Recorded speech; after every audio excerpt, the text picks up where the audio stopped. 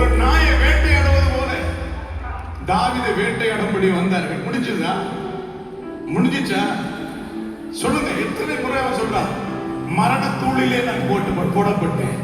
சங்கீதம் 22:15, சங்கீதம் 23, மரண இருளின் பள்ளத்தாக்கு, மரண வாசல், மரணத்துக்கு எனக்கு ஒரு அடி தூரம். ஆனா மரணம் தாவீதை மேய்ஞ்சு போடலையே. ஏன்? ஜீவனுள்ளவருடைய கட்டு. அப்பா நம்மளை கட்டி வச்சிருக்கிறாரு. இந்த கட்டு இருக்கிற வரையிலும் என்னை துன்பப்படுத்தவும் எனக்கு விரோதமா எந்த காரியத்தை செய்யும் எந்த சக்தியால முடியாது. நீ உயிரோடு இருக்கிற நாளெல்லாம் ஒருவன் உன்னை எதிர்த்து நிற்பது இல்லை. கையை தட்டி ஹல்லேலூயா. வாழ்வே நீர்தானையா. சத்தமாய் வாழ்வே நீர்தானையா.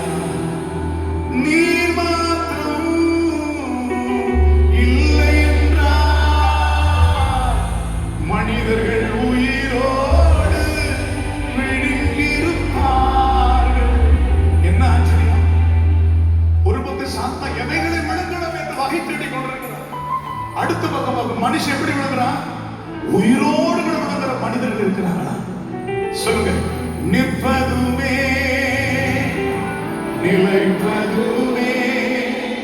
உங்க சத்தத்தை சொல்ல. நிற்பதுமே நிலைப்பதுமே கிருபையால் வாழ்கின்றேன். வாழ்வே நீர்தானையா. என் வாழ்வே நீர்தானையா. வாழ்வே நீர்தானையா. எல்லாரும்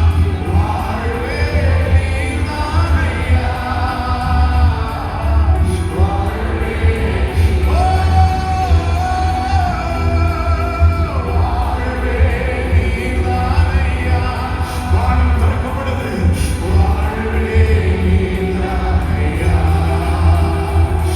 என் வாழ்வே நீர்தானையா. என் வாழ்வே நீர்தானையா. என் வாழ்வே நீர்தானையா. வாழ்வே நீர்தானையா.